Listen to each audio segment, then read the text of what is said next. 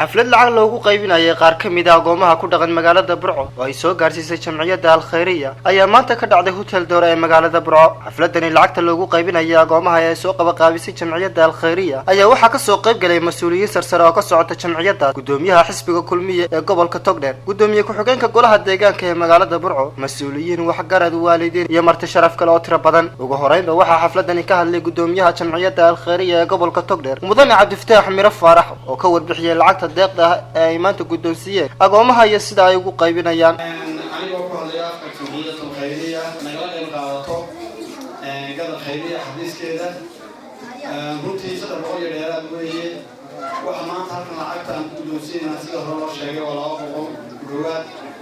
qofkiiba waxaan siinaa guddoonsiinaa haddii ilaahay qadaro maanta lacag dhan $180 alaabo aad iyo aad baan ugu faraxsanahay dadka maanta mustaqbalkiinta oo aad aan ugu dadaalnay insha Allah taala inaga caawisay gada Khayriya aad aan ugu mahadnaqaynaa.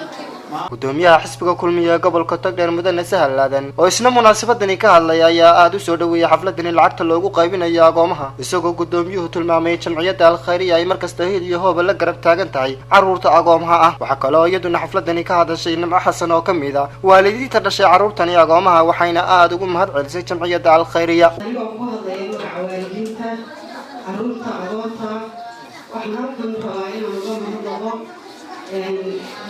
قدر خيرية وقدر شاركي واسكوها وشيء مركايني عاونوا أمدا أحباشا قبقيان أولادها أغوطها إلهي محمد قبرية ميساك حسنات كينو دارو.